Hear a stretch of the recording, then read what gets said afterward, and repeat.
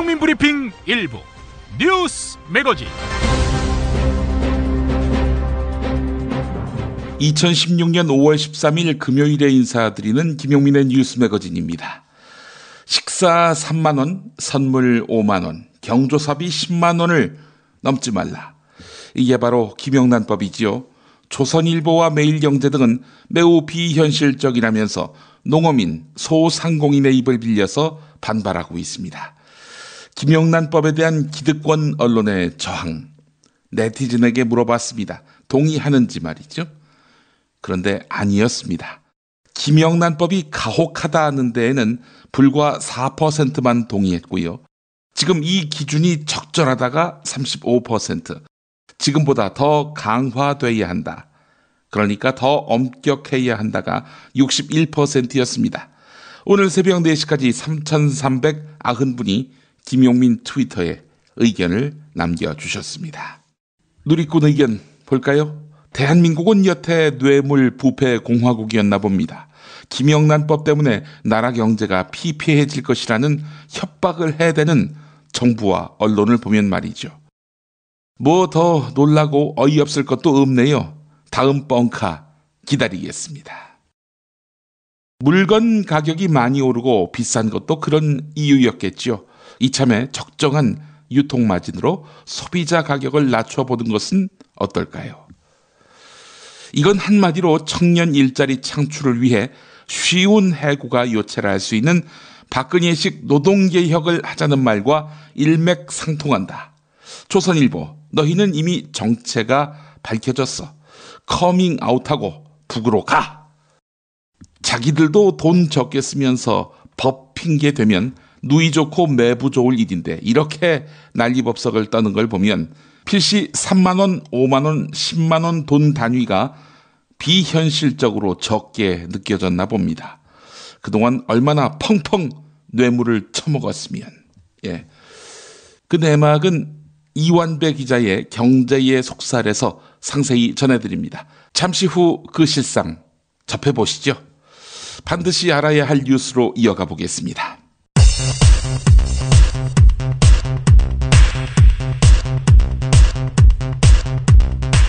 전관 변호사와 브로커를 동원한 정운호 네이처 리퍼블릭 대표의 전방위 로비 의혹에서 핵심 인물이라 할 수 있는 최유정 변호사가 구속됐습니다.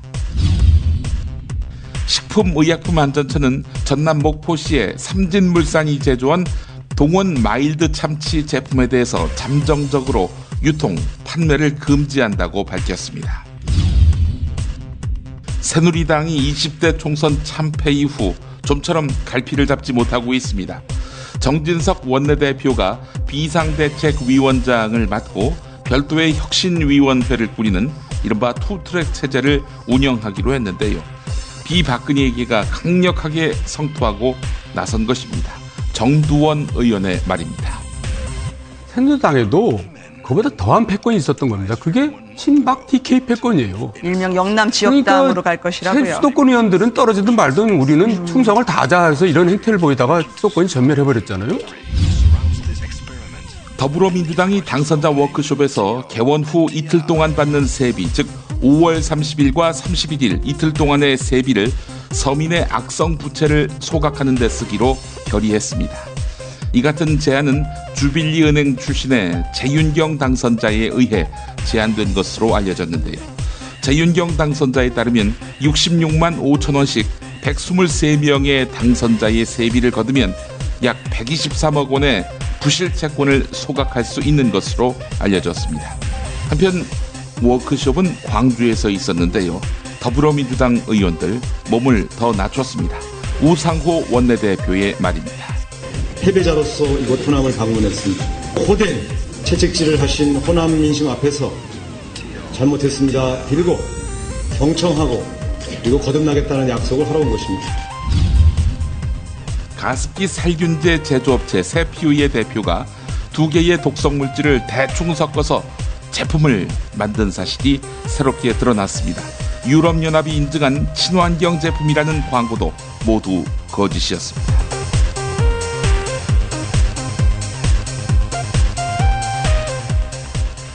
김용민의 뉴스 매거진 광고 듣기 전에 한 말씀 또 드리겠습니다. 저는 지난 3월부터 한신대학교 신학대학원에 다니고 있습니다.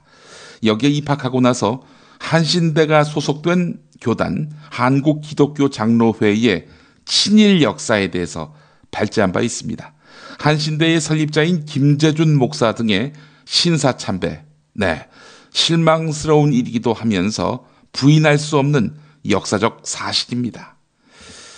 그런데 한신대 대부분의 교수와 학생 그리고 한국기독교장로회 목사들은 이런 부끄러운 역사에 대해서 맹목적으로 감추거나 옹호하지 않습니다. 아울러 그런 역사가 되풀이되지 말아야 한다. 이런 취지에 공감하고 있습니다. 제 짐작인데요. 이러한 역사적 부채감이 유신, 5공화국 시절 이런 암울했던 시기에 기장 그리고 한신대가 민주화 운동에 앞장섰던 동력이 되지 않았을까 이렇게 생각을 합니다. 저는 이런 한신대학교가 좋습니다. 과거 신사참배를 거부했던 분들이 만든 기독교 교단이 있습니다. 굉장히 극보수적인데요. 여기에 속한 한 신학자는 김재준 목사 등의 신사참배를 들먹이면서 한국기독교장로회가 친일교단이다. 이렇게 역사를 부풀리고 정죄합니다. 그런데 그 극보수 교단의 총회장과 역사신학자는 최근 국정교과서 찬성에 앞장서고 있습니다. 저는 그 교단의 신사참배 거부, 나름 의미가 있을 수 있겠지만 이런 야박한 의문을 제기하지 않을 수 없다라고 말합니다. 일부 신자들이 신사참배를 거부한 것이 독일의 본회퍼 목사가 나치 파시즘에 대한 저항운동을 벌인 것과 같은 맥락인가? 같은 성격인가? 아니지 않은가? 극보수 교단의 신사참배 거부는 십계명 율법에 위반된다면서 오직 신앙적 동기에서만 저항한 것 아닌가? 민족운동, 독립운동과 무관하지 않은가? 그러니까 일제가 만약 신사참배를 강요하지 않았다면 당신들은 일제강점기에 적응하지 않았겠는가? 순치되지 않았겠는가? 그렇지 않다고 어찌 장담할 수 있겠는가? 라고 말입니다. 신사참배 거부의 역사를 자랑하면서 국정교과서를 찬성하는 것은 모순입니다. 한신대의 모 교단인 한국기독교장로회는 이미 오래전 지난날 교단 차원에서 친일 행위를 벌인 것에 대해서 회개했고 사죄했고 지금은 누구보다도 앞장서서 역사교과서의 국정화를 거부하고 있습니다. 물 안에 고인 기독교 복음과 탁할 때도 있고 녹조가 낄 때도 있지만 어쨌든 흐르는 기독교 복음의 차이겠지요. 역사 앞에 겸손하고 시대 앞에 당당한 학문을 가르치는 학교 한신대학교 신학대학원으로 초대합니다. 5월 18일 광주 민주화운동 기념일이네요. 이때까지가 마감입니다. 팟빵 게시판 김용민 브리핑 공지사항란에 한신대 신학대학원 입학 안내가 있습니다. 참고하시기 바라겠고요. 많은 분들의 지원을 바라겠습니다. 광고 듣고 오겠습니다. 안녕하세요. 조광래 중고차 대표 조광래가 들려드리는 오늘의 한마디. 저지르는 자에게 복이 있나니. 김용민 브리핑과 함께하는 조광래 중고차의 대표 번호는 1800-9538. 중고차 거래는 역시 조광래 중고차. 고맙습니다.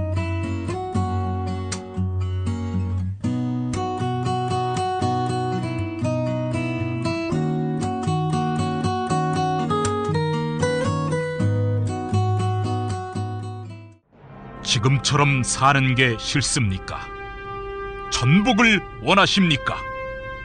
그렇다면 와우 전복을 드십시오.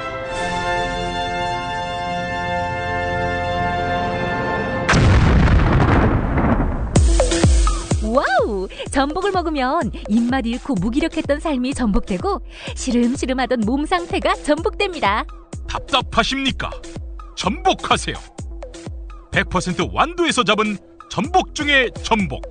와우 전복. 한 번 맛보면 또 찾게 되는 와우 전복. 네이버에서 와우 전복, 와우 전복을 입력하세요. 전화번호는 010-2443-0818. 충남 금산의 넓은 인삼밭. 정성농장을 일군 농부아버지 이정열 씨. 자연은 노력한 만큼 내어준다. 그 자연의 마음을 알기에 정성농장을 더불어 일구는 아들 이성규 씨도 아버지에게 배운 것처럼 정직하고 또 성실하게. 정성농장 홍삼은 인삼 재배부터 가공 판매까지 모두 책임지고 있습니다. 그래서 대한민국 1등 품질을 자부합니다. 검색창에 정성농장 홍삼을 검색해주세요. 정성농장 홍삼. 전화문의는 010-9754-6972. 조선의 딸로서 잘하는 죄밖에 없는데. 남북 통일 만세! 새날이 올 때가 불리한 진술을 거부할 수 있습니다. 김무성 나와! 이런 민주주의를 안 할 새끼야!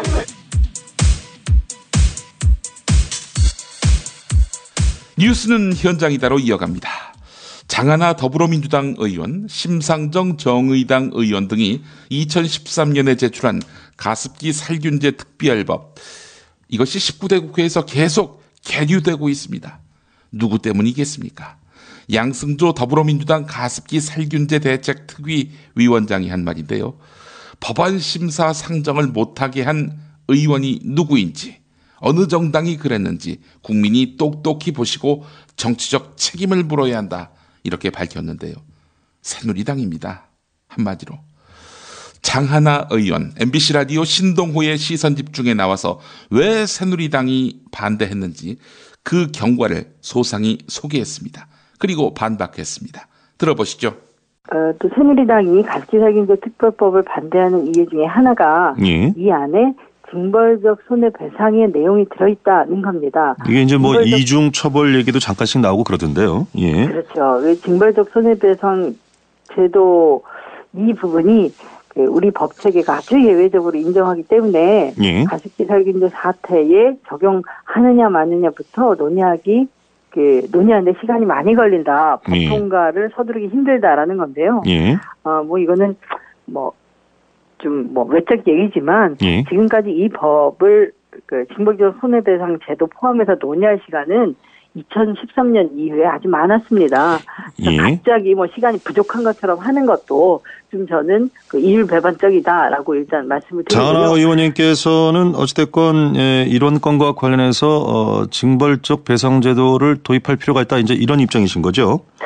네, 저는 제가 발의한 법안에는 그 내용이 없습니다만은 사실 이 기업이 사회적 책임도 그렇고 기업 운영에 있어서 이런 중대한 문제가 나왔을 때는 분명히 이 어떤 징벌적 손해배상으로서 이런 게 얼마나 큰 잘못인가 그리고 사회적으로도 이런 처벌이 따라야 한다는 거 본보기가 좀 필요하고 이미 다른 나라에서도 이런 기업의 징벌적 손해배상 운영을 하고 있습니다. 그리고 꼭 비단이 가습기 살균제뿐만 아니라 산업재해로 계속 사망사고가 빈발하고 해결이 안 되는 기업들이 좀 많습니다. 문제는 이제 그런 취지에 공감하는 분들도 있습니다만 이미 공정거래위원회에서 과징금을 부과한다든가 이런 조치들이 있는데 여기에 이제 징벌적 손해배상까지 하게 되면은 이중적인 어떤 처벌이 되지 않겠는가 이제 이런 지적은 있는 것 같은데 말씀이죠. 네, 이건 사태의 사안의 중대성이나 심각성마다 다른데요. 세월호 사고를 보셨다시피 그리고 이번에 가습기 살균제 사태를 보셨다시피 어떤 일반적인 기업 책임을 물었을 때 과징금을 물리는 것과 형평성이 안 맞는 오히려 처벌에서의 형평성이 안 맞는 이런 사건들이 있습니다. 그럴 때는 저런 중대한 사건이 벌어졌는데도 일반 사건하고 똑같이 처벌 수준을 가져가야 하나 하는 이런 사안의 중대성에 따라 판단을 하자는 말씀이시군요. 예. 예, 그렇기도 하고 예.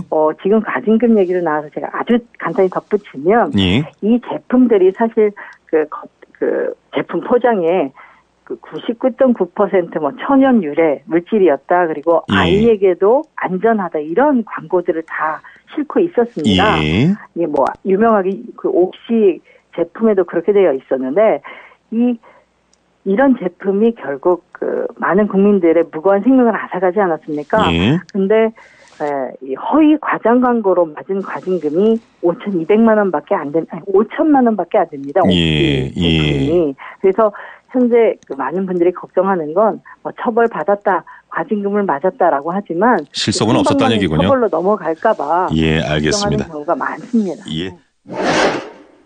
가습기 살균제 사망 사건이 연일 국민적 공분을 사고 있는데 책임론 중심에 선 새누리당이 지금 섣불리 정부 책임론을 제기하면서 정치 공세를 하는 것은 적절치 못하다라면서 반격에 나섰습니다. 야당에서 정부와 집권 여당의 안이한 대처가 가습기 살균제 피해를 키웠다면서 연일 따가운 시선을 보내니까 맞대응에 나선 것으로 보이는데요. 국회 환경노동위원회 새누리당 간사인 권성동 의원이 어제 국회 정론관에서 가진 기자회견 들어보시겠습니다. 잘못이 있었다면 김대중 노무현 정부에게 있지 현 정부에게는 없다는 투입니다. 어제 가습기 살균제 사건에 관련된 현안 보고가 있었는데 이와 관련해서 팩트 몇 가지를 알려드리기 위해서 이 자리에 섰습니다. 가습기 살균제 피해 문제는 지난 20여 년 전에 시작이 되었고 10년 전부터 본격적으로 피해가 발생한 사안입니다. 정부가 초기에 적극 대응하여 제품 생산, 판매 단계에서 사고를 막을 수 있었다는 이 정부 책임론이 제기되고 있습니다. 특히 2011년 본격적인 역학조사가 이루어지기 전까지 민간 연구진들도 감염병 이외의 다른 요인, 즉 환경성 요인을 전혀 의심하지 않았습니다. 08년 3월 정부, 즉 징병관리본부는 서울 아산병원으로부터 급성 간질성 폐렴 어린이 환자 9명에 대한 바이러스 확인 검사를 요청받아 검사했으나 다양한 병원체가 검출되어 원인을 추정하지 못하였습니다. 2011년 비로소 역학조사 결과 원인이 밝혀진 이후에 정부는 제도적 보완과 함께 피해자 지원을 위한 다양한 노력을 기울여왔습니다. 책임 소재와 관련해서는 현재 검찰 수사가 진행 중에 있습니다. 그리고 20대 국회에서도 어떠한 형태로든 그것이 청문회든 국정조사 특위든 어떠한 형태로든 진상규명을 할 방침이라는 것을 다시 한번 밝혀드립니다. 따라서 지금 상황에서 섣불리 정부 책임론을 제기하며 정치 공세를 하는 것은 적절치 못하다 이렇게 생각을 하고 있습니다. 과거의 잘잘못에 대해서는 검찰 수사 등에서 밝히는 것이 바람직하며 정부는 신속한 피해자 구제와 재발 방지 대책 마련을 위해서 최선을 다해야 될 것이다 생각됩니다. 이상입니다. 세월호 참사로 희생된 학생들의 재적 처리를 두고 파문이 확산되니까 이재정 경기도 교육감이 단원고 유가족에게 직접 사과했습니다. 어제 단원고에서 밤샘 농성을 벌이고 있는 유가족을 찾았는데요. 이번 사태로 유가족에게 마음의 상처를 끼쳐서 깊이 사과한다라고 말했습니다. 또 사흘 안에 재적 처리된 단원고 희생 학생들의 학적을 복원하겠다고 약속했습니다. 유가족들은 이재정 교육감에게 경위를 따져 물었습니다. 416TV가 촬영한 이재정 교육감과 유가족의 대화 들어보시겠습니다. 교육감님, 행정적으로 처리했다는데요. 제가 알아본 바에 의하면 여기 단원고 교감이 뭐라고 얘기했냐면 왜 제적을 했냐니까 학교 자령으로 했느냐 그러니까 교육지원센터에서 공문을 보내서 공문에 하나를 받고 처리했다고 했고요. 또한 왜 가족들한테 제적에 대해서 보고를 안 알려줬느냐 물어봤더니 그 역시 교육청에 의해서 지시받아서 처리했다고 합니다. 이게 무슨 학교의 자력인가요? 교육청의 자력이지?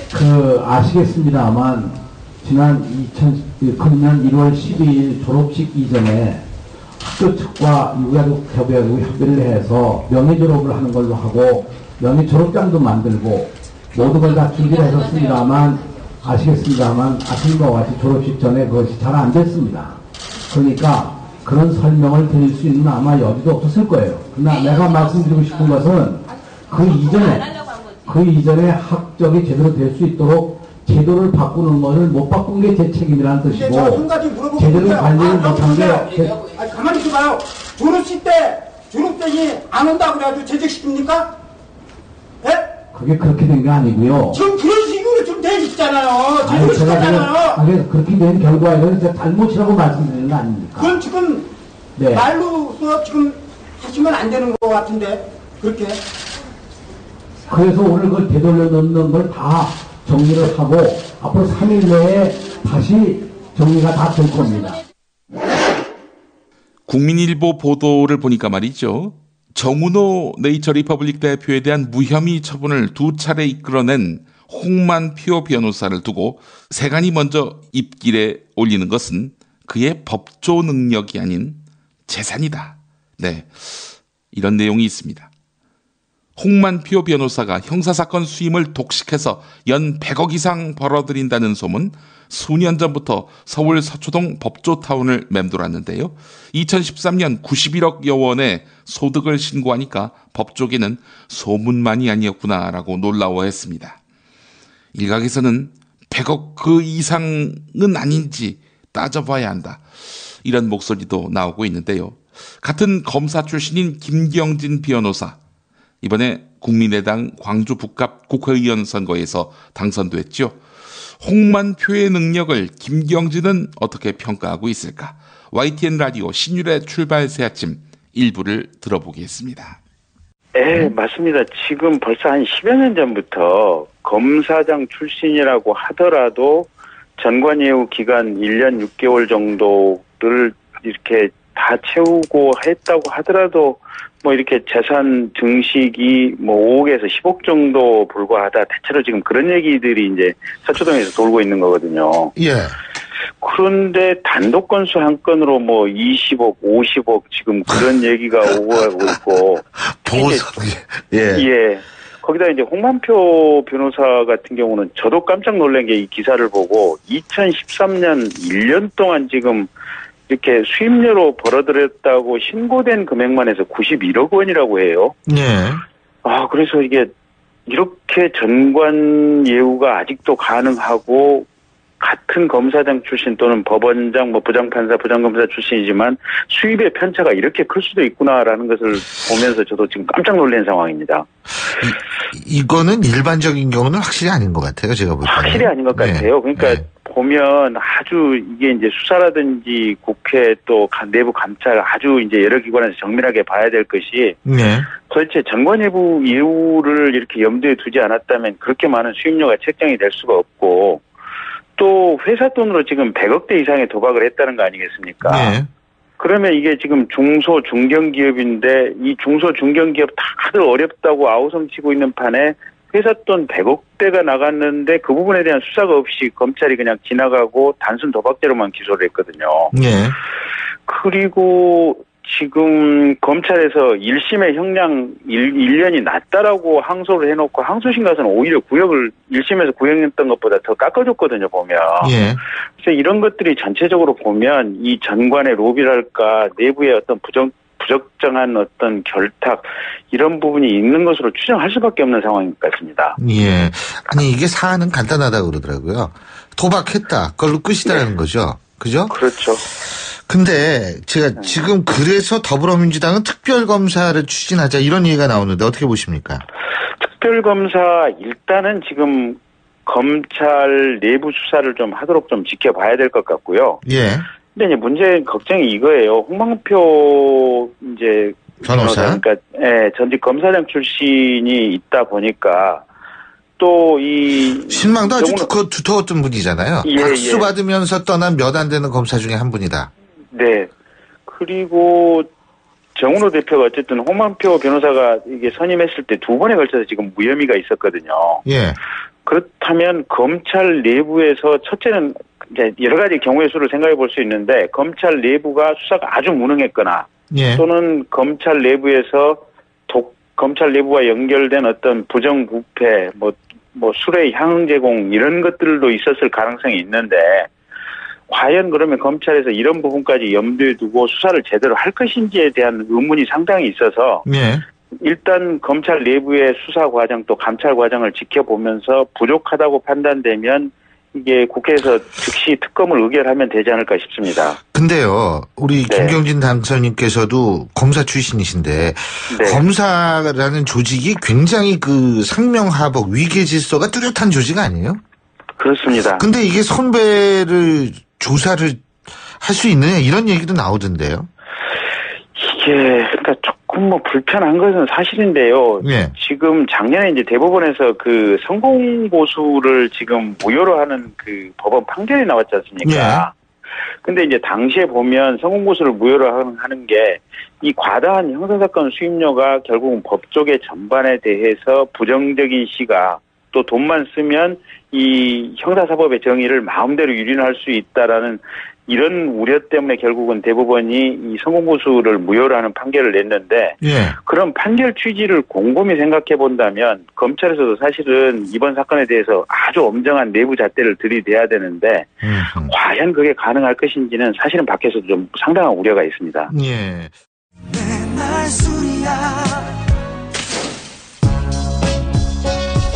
빅데이터 전문가 정영진입니다. 술 마시는 게 곧 업무인 분 많이 계시죠? 메모하세요. 고려생활건강 술술 풀리고입니다. 증권가 샐러리맨 그리고 강남 유흥업소 종사자들 웬만하면 안 취하죠? 술술 풀리고 이게 비결이었습니다. 간장과 신장을 보호하는 화인 피토 성분 그리고 특허받은 제조법 그래서 술술 풀리고는 누구도 흉내낼 수 없습니다. 못 믿으시면 수백 개의 후기 읽어보시고 80%에 육박하는 재구매율에 주목해주세요. 음주 전후 한 포를 섭취하시면 됩니다. 부드러운 분말 형태라 물 없어도 드실 수 있고요. 물을 섞지 않으니 효과는 더 확실하겠죠? 네이버와 다음에서 고려생활건강을 검색하시면 술술 풀리고를 만나볼 수 있습니다. 김치가 다 같은 것 같죠? 아니요, 이담채는 진짜 다르죠. 겨울 전라도, 여름 강원도, 봄 가을 충청도 최고의 배추만 골라와야지요. 소금 영광에서 직송된 최고의 국산 천점이 기본 아닌가요? 아, 고춧가루와 파, 마늘 괴산 영천에서 건강한 놈들만 가져와야 해요. 우와, 재료가 반이라고 하던데 역시 이담채네요. 그런데 어떻게 담가야 이담채 김치 맛이 나요? 아유, 이거 비밀인데 다시마에 표고버섯, 양파, 멸치를 넣고 우려낸 육수에다가 온갖 재료를 잘 버무리고 2달 동안 저온 숙성한 양념을 써야 해요. 근데 흉내내봐야 소용없어. 30년 연구한 레시피에 30년 김치만 만든 손맛을 따라갈 수 있겠슈? 이담채 김치. 안내와 주문은 검색창에 이담채를 입력하세요. 전화는 1544-4586 1544-4586.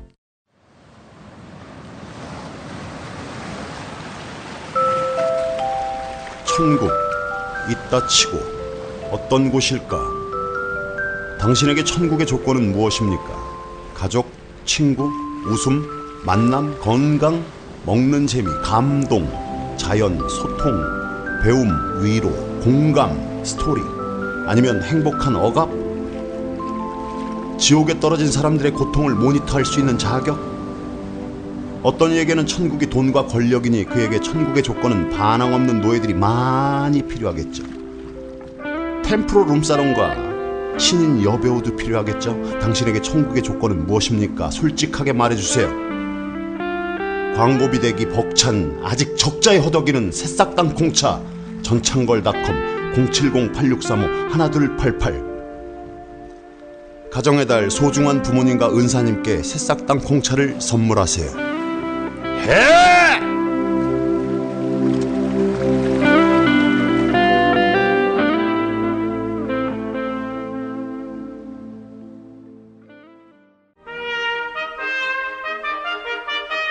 피 튀기며 박학다식을 뽐내는 퀴즈, 피박 퀴즈. 네, 오늘도 무와 환 나오셨습니다. 안녕하십니까. 저 없는 새누리당, 그야말로 갈피를 못 잡는, 마치 그 풍랑이 일고 있는 바다 위에서 키가 뽑혀나간 대화 같다는 생각입니다. 시대가 저를 다시 부르는 것 같아서 몸이 근질근질한 무 인사드립니다. 몸이 근질근질한 건 안 씻어서 그런 거 아닐까? 아무리 집안에 처박혀 있어도 좀 씻으라고. 허허, 이 새끼. 야, 형이 그 활동을 안 하니까 우리 환희가 트집 잡을 게 없는 모양이구나. 환아, 솔직히 니도 내가 그립지? 그렇긴 해. 우리 친박이 명분을 가지려면 당신같이 흠 많은 사람이 있어줘야 하는데 말이야. 마치 한국의 보수가 북한이 없으면 되는 일이 없단 말이야. 그니까 그런 남탓 정치, 저질 정치 그만하라고. 당신은 좌파 없으면, 북한 없으면 뭘로써 당신이 낫다, 좋다 이렇게 말할 수 있겠어? 나는 신앙의 대상이 다르다. 너의 신앙의 대상은 누나겠지만 내는 국민이라고. 국민? 그게 말이 돼? 당신 진심으로 하는 얘기야? 당연히 구라지, 이 새끼야. 완전한 구라. 네, 이 무가 활동을 안 하니까 인트로 토크도 갈수록 빈약하고 허접해지네요. 사람들이 다 내를 기다리고 있다. 좀에만 더 기다려보자. 아마 꽃가마에 태워서 데리고 갈 기다. 그 꽃가마 혹시 상여 아닐까? 상여.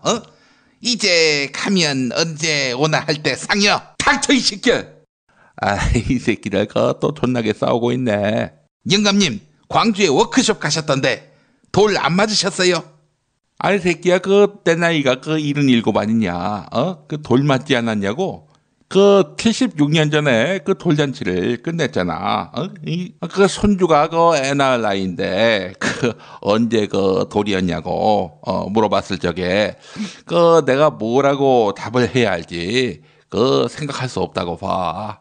영감님, 책을 공짜로 나눠주셨다군요.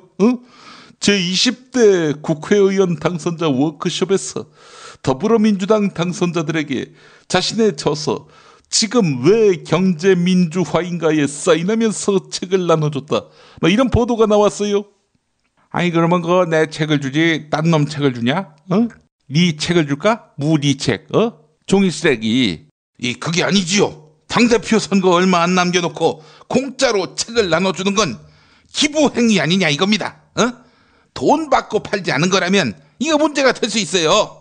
너 환희는 선거법을 아주 족같은 데서 배웠다고 생각이 돼. 아니, 그게 어떻게 기부가 될 수 있어? 기부를 했을 적에는 테이크가 있어야지. 너 기부 앤 테이크, 못 들어봤어? 나는 합의 추대하기 전에는 절대 전당대회 선거에 안 나간다고 말한 거 기억이 안 나? 나는 젖비린내 나는 당선자들한테 대표 시켜달라고 고개를 조아리고 이러쿵저러쿵 내 인격을 스스로 모독하는 짓은 절대 안 한다고 봐요. 저한테도 책을 주시죠. 너도 경제민주화 공부하고 싶었구나. 이 새끼 아주 불타는 향학열이야. 아니요. 집에만 있는데 라면 끓여 먹을 때 받침대로 마땅히 쓸만한 게 없어서 지난번에 끓고 있는 냄비를 식탁 위에 탁 올렸다가 식탁포가 다 탔어요. 이 새끼는 자세히 들여다보니까 아주 족같은 새끼네. 야, 나라면은 라면을 끓여서 네 머리 위에 붓고 싶다고 봐. 영감님, 저도 책 한 권 주세요. 넌 뭐냐? 짜파게티냐? 아니요. 중고 서점에 팔게요. 5,000원에만 팔아도 꽁돈 5,000원이 생기는데. 아이 씨발 새끼들 진짜 책 모서리로 그냥 확 이제 그만하시고요. 자, 이님이 어제 책을 공짜로 나눠주신 아이템을 이렇게 또 저한테 주셔가지고 얼마나 대본 쓰기가 좋았는지 모르겠습니다. 감사드리고요. 자, 문제 내주시죠. 너 이 새끼야 샤워할 때 고추가 보이냐? 안 보이지 새끼야? 넌 그냥 월북해서 새끼야 저기 김정은이하고 같이 샤워하면서 상대방 고추가 안녕한지 그렇게 서로 매일같이 점검을 해줘야 한다고 봐요. 아니 무슨 소리 하고 계세요? 자, 퀴즈 문제 내시죠. 오늘 퀴즈 문제는 존나게 짜증나는 문제야. 김영란법을 두고 이러쿵저러쿵 많이 많다고 보는데 정부가 경조사비는 10만 원, 선물은 5만 원을 넘지 말라. 이런 시행령을 발표해가지고 논란이 되고 있는데, 자, 문제는 시행령 상에서 식사비는 얼마를 넘으면 안 될까? 이게 문제라고 봐요. 예, 정답. 환 빠르십니다. 얼마죠? 이 문제가 아주 심각해. 그 액수 갖고는 국밥 먹고 수육 하나 시키면 끝날 것 같은데, 이러면 고급 호텔 다 문 닫으란 얘긴가? 정답이나 말씀하시죠. 국가 경제와 경기 불황을 걱정해야지. 에이그, 그 정도 가격으로도 충분히 목구멍 넘어갈 식사 메뉴 많습니다. 자, 정답 말씀하시죠. 나는 그 가격 밑으로는 먹어본 적이 없어서. 자, 정답은 29만 원. 아니 29만 원 미만으로 식사 못 해보셨어요? 29만 원 미친 식사는 번데기, 뽑기 이런 거 말고 또 있나? 전 재산이 29만 원밖에 안 되는 그 어른, 이 보릿고개를 어떻게 넘으실까? 무척 염려가 되더라고.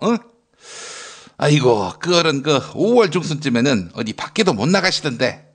야, 이 새끼야, 29만 원 넘는 밥 한 끼 먹으면 이 새끼야 그게 목이 넘어가냐? 서회자 정답 바로 가자. 정답은 2억 원. 2억 원 미만의 밥이요? 아이고, 평생 밖에서 사 먹어도 2억 원은 안 나오겠네요. 아니다. 한 번에 2억 원을 먹은 분이 이 안에 있다. 동화은행으로부터 먹었다지? 그 양반은 음식도 아니고 어떻게 돈을 처묵처묵 하셨을까? 그 빳빳한 지폐를 어떻게 목으로 넘겼을까? 아이, 이 시발 새끼. 자꾸 내 인격을 모독하고 있는데, 야, 너는 TRS 사업자 선정권으로 업자한테 2천만 원 받은 거 내가 그 이야기를 할까 말까? 아니, 이미 다 말씀하셔놓고 할까 말까? 그게 무슨 말씀이세요? 아니, 이 새끼야. 구체적으로 얘기를 안 했잖아. 해볼까? 1996년에 당시 YS 대통령하고 친하다는 점을 이용해가지고, 주식회사 TRS 이모 회장으로부터 수도권 지역 사업자로 선정해달라는 부탁과 함께 2천만 원 받았지, 이 새끼야. 어쩔 수 없이 받은 것도 아니라, 당시 정보통신부 장관한테 내가 로비를 해줄 수 있다고 해서 업자한테 받아낸 돈 아니야, 2천만 원이. 이 새끼 보니까 영업을 한 거야, 이 새끼. 그래서 나중에 어떻게 돼서 1심에서 징역 8월 집행유예 1년 받았지, 이 새끼야. 감옥에서 만날 뻔했어, 이 새끼. 그래서 2심에서 벌금 1,000만 원, 추징금 2천만 원으로 형이 확정됐지, 이 새끼. 이 비리사범 새끼. 영감님이 남의 비리를 갖고 뭐라고 하실 자격이 있습니까? 네가 먼저 깠잖아, 이 새끼야. 그러니까 나도 깔 수 있다고 봐요. 너 이 새끼 또 그리고 그게 전부가 아니야, 이 새끼야. 2000년 총선에는 경쟁 후보한테 현금 500만 원이 담긴 돈 봉투를 건넨 적 있지, 이 새끼야. 왜 줬겠어, 이 새끼가? 출마하지 말라고 해서 줬겠지. 그리고 유죄 판결 받았지, 이 새끼야. 아니 근데 이 시발 새끼는 과거가 너무 구려, 이 새끼. 한 건도 아니고, 이 새끼. 야, 그래서 야당에서는 네가 여당 대선 후보로 나오길 바라고 있다고. 닥치세요! 자, 오늘도 정답은 애청자 여러분의 몫입니다. 정답 맞히시는 분께 우리나라 의회 민주주의 역사의 금자탑으로 남을 지난 2월 필리버스터 발언을 모은 책 제목 자체가 필리버스터입니다. 이 필리버스터를 드리겠습니다. 도서출판 이김에서 내놓았는데요. 필리버스터 아주 두껍습니다. 읽다가 졸음이 오면 그냥 베개로 쓰시면 됩니다. 예. 자, 그리고 필리버스터 전자책으로도 나왔는데 유통사 수익과 제작비를 제외한 전액을 주빌리은행 청년지점에 기부하려고 합니다. 전자책 구매해 주시면 출판사가 수익 안 남기고 천액을 이렇게 주빌리 은행 청년지점에 기부한다고 하니까요. 좋은 일에 쓰인다고 하니까요. 많은 관심 부탁드리겠습니다. 자, 정답자 백루저님. 이분 지난번에 당첨되셨던 것 같은데 뭐 알 수가 없죠. 예. 정답은 15세에서 29세입니다. 오늘자 조간브리핑에서 이름만 들어본 임을 위한 행진곡을 처음으로 다 듣게 됐습니다. 옛날 노래지만은 전율이 느껴지는 게 계속 듣게 됩니다. 이 노래가 어딜 봐서 김일성을 찬양하는 노래인지 아무리 들어도 모르겠는데 이 노래를 자꾸 이념적으로 보는 세력들, 저희가 의심스럽습니다. 이제 곧 다음 주면은 5.18 민주화운동 기념일이군요. 서울의 봄이 총칼에 겨울로 돌아간 걸 생각하면은 봄을 지키는 것이 쉽지 않고 그렇기에 소중하다는 것을 새삼 느끼게 됩니다. 필리버스터가 후반에 회방으로 흐지부지 됐지만 여의도의 봄을 이룩했습니다. 여의도의 봄이 앞으로도 계속 됐으면 좋겠습니다. 라고 하셨습니다. 나라라 병아리 구구님. 정답은 청년고용촉진특별법 시행령에 의해서 15살 이상 29살 이하인 사람입니다. 요즘은 그 직장을 얻지 못해서 30대 중반에도 청년이라는 소리를 듣고 있는데 정부의 청년 연령에 대한 인식 수준이 아직도 80년대에 머물러 있는 것 같습니다. 청년고용촉진특별법이나 고용촉진특별법 같은 보여주기식 법률보다는 근본적인 문제 해결을 위한 인식이 필요하다고 생각합니다. 아울러 나라를 걱정하는 대구 출신 70대 원조보수 아버지에게 나라꼴이 어떻게 돌아가고 있는지 알려줄 의회 민주주의의 정수인 필리버스터 책을 꼭 선물하고 싶습니다. 라고 하셨습니다. 네, 축하드리겠습니다.